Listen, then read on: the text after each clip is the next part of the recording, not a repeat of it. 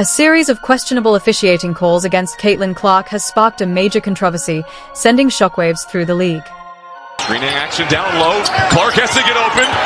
1 second left. Clark doesn't get the shot off. Frame-by-frame footage confirms what many fans and analysts have suspected for a while, a consistent pattern of biased officiating aimed at Caitlin Clark, the standout sophomore for the Indiana Fever. But things get even more intense. The controversy has thrown WNBA Commissioner Cathy Engelbert into crisis mode, amid rumors that NBA Commissioner Adam Silver is losing patience and considering bold intervention. Could Engelbert's handling of the situation put her job at risk? Stay tuned. This story is packed with twists, and the truth might just leave you speechless. Clark gets it. She's got time. Cloud defending. Clark trying to create some airspace. Long three at the horn. Oh!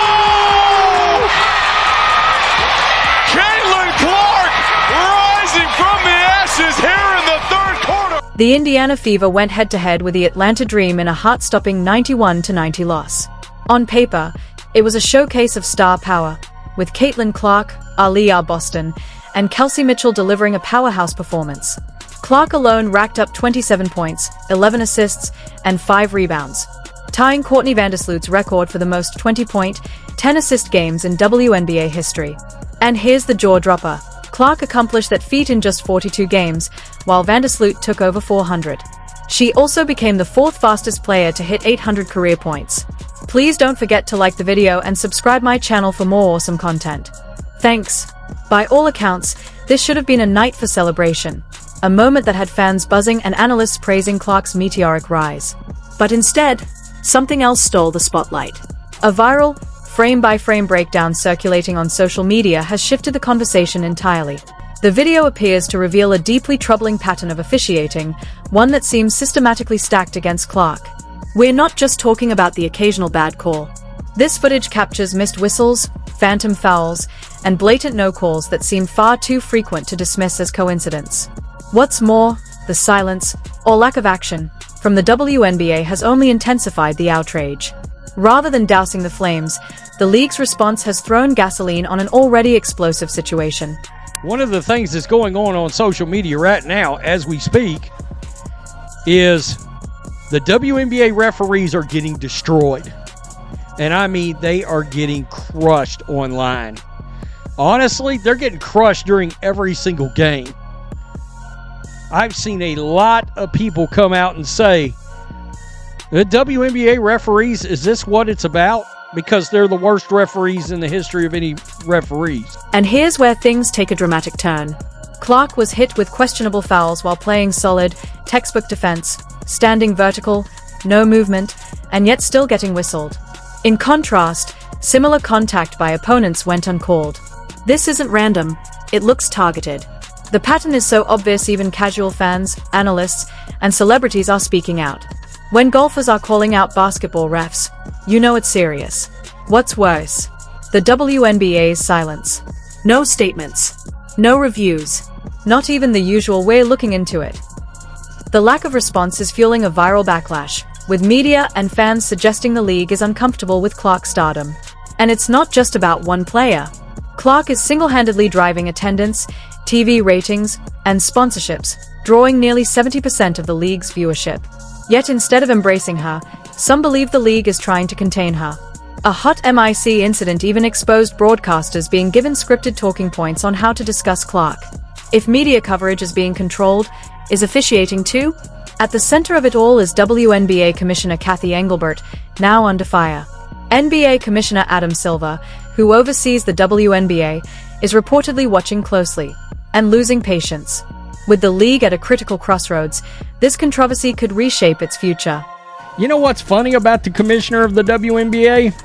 She successfully pisses off everybody.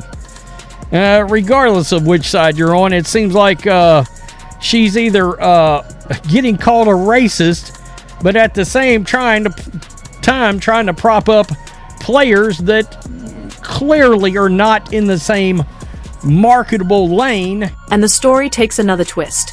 Engelbert's handling of a separate controversy, a baseless investigation into alleged racist chants by Indiana Fever fans, has only made things worse. The claims, based on unverified social media posts, lacked any video or audio proof.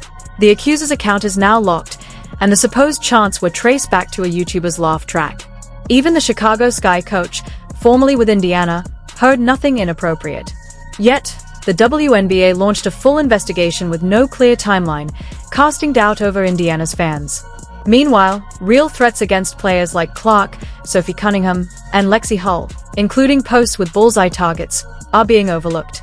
This selective outrage leaves many baffled.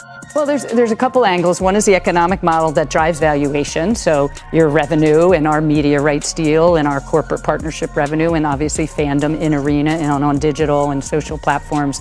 And then there's the player storytelling, which is more the marketing angle, where we've hired a lot of expertise around that in-house at the WNBA to drive storytelling, short form, medium form content, in addition to obviously our games. From a business standpoint, the WNBA's approach borders on organizational malpractice. The league has long struggled financially, relying heavily on NBA support. But Clark's emergence has shifted the landscape, bringing in new fans, boosting media deals, merchandise sales, and increasing viewership, social media engagement, and ticket sales across the league. Clark's rise is elevating other stars like AJA Wilson, Brianna Stewart, and Sabrina Ionescu to wider audiences. So why does it seem like the league is fighting its biggest asset? The Fever Dream game should have been a highlight, but inconsistent and excessive foul calls slowed the pace and hurt the viewing experience. When calls unfairly target Clark, penalizing her defense but ignoring her offense, it leaves a bad taste for new fans. No league trying to grow wants its game seen as rigged. The other thing they're trying to speak into existence is 6 or 7 players averaging double figures. They believe it. And then things spiral out of control. The WNBA's investigation into Fever fans risks pushing away the very supporters driving the league's growth, those buying tickets, jerseys, and subscriptions, turning the league around financially. Yet Engelbert's response treats these fans like suspects in a hate crime based on a hoax. There's even talk of pulling the All-Star game from Indianapolis over a false claim, a move that would be a career-ending blunder. What stands out most is Clark's professionalism. Despite tough physical play, missed calls, and the league's apparent resistance to her rise, she never complains or argues. She simply lets her game do the talking. Her teammates have begun speaking up about the unfair treatment, but Clark remains calm, highlighting the contrast with the league's chaotic response. This calm only underscores the injustice. Clark is breaking records while being physically targeted without protection. The lack of calls encourages rough play that could lead to injury, something the WNBA absolutely cannot afford with its biggest star. By the end of this, you'll see why this matters so much. The New York Liberty hands the Indiana Fever their second loss of the season, with many fans blaming the referees for their horrible officiating at the end of the game. The controversy goes beyond officiating. Social media has become a war zone, with Clark's fans clashing against a vocal minority trying to gatekeep the WNBA. The Monkey Noises hoax is just the latest example. Previously, every hard foul or questionable call was twisted into a victim narrative targeting Clark supporters. Even LeBron James got caught up in the backlash after simply congratulating Clark on a triple-double. Fans absurdly accused him of pandering or ignoring black athletes, despite his long history of social justice activism. The irony is staggering. This toxic environment has been allowed to fester under Engelbert's watch. By validating baseless claims and ignoring real threats, she's created a league where praising a player's achievement feels like a racial betrayal. It's a circus, and she's either the ringmaster or failing to manage it.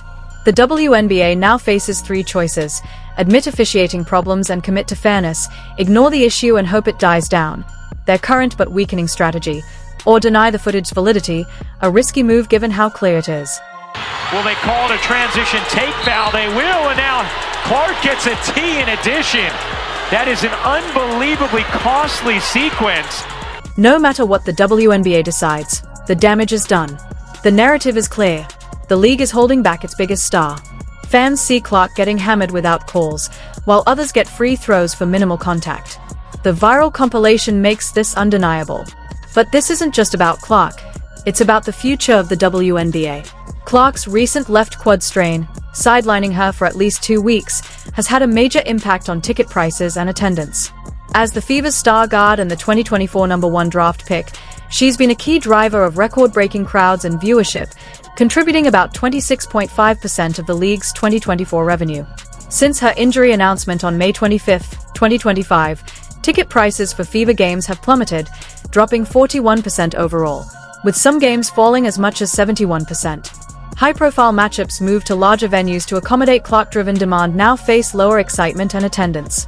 Clark's absence threatens the team's ability to fill arenas, a challenge when her games routinely sold out or set attendance records, including a 20,711 fan record in 2024. At the start of 2025, the WNBA was on track to generate over $200 million annually, largely thanks to Clark and a $2.2 billion media rights deal. But with her out, the league faces a $40 to $50 million revenue loss. NBA Commissioner Adam Silver is watching closely. While the NBA has faced its own controversies, Silver focuses on sustainable growth and fan engagement. Meanwhile, Engelbert seems distracted by social media controversies, chasing baseless racism claims instead of supporting the league's biggest asset. The WNBA is on the brink of financial independence, but every fake investigation and misstep risks alienating the fans who made that possible. If Engelbert continues down this path, Silver may be forced to intervene. The clock is ticking. Engelbert must choose whether to be remembered as the commissioner who made the WNBA profitable, or the one who squandered its best chance at lasting relevance. A conversation with Silver is inevitable, and it may well end with calls for new leadership. Because if Engelbert keeps chasing fairy tales while the league's future hangs in the balance, the fallout won't just be likely, it's unavoidable. I was in my first collective bargaining meeting in the last round, and we have come a long way. But we all said we're going to invest, the owners are going to invest, and we're actually going to build an economic model to be able to set this league up for decades and to set these players up for generations. And we have so many great rookie classes to come. Even if you look at the U17 players, they're amazing. So we want to set this model up to be sustainable. We did give charter for the entire season and playoffs last year. That'll continue. That is, obviously is on the list, as well as higher player pay. And now we have a media rights deal that will help us really the big NBC deal, right? You're part of that. Return a lot of that to the player. This scandal goes beyond bad calls or false racism claims. It's a league struggling with itself, unable to seize its biggest opportunity. Clark's success doesn't take away from other players. It lifts them up. Her fans aren't detracting from the WNBA. They are adding value to the whole game. The league deserves better. The players deserve better. The fans deserve better. And if Engelbert can't deliver that, maybe it's time for someone who can. If you agree the WNBA needs new leadership, hit that like button. Drop a comment saying fair whistles if you want consistent officiating. This story is far from over. The next chapter could change everything. Stay tuned, because the truth is just getting started. If you enjoyed this video, please like, share, and subscribe to our channel for more updates.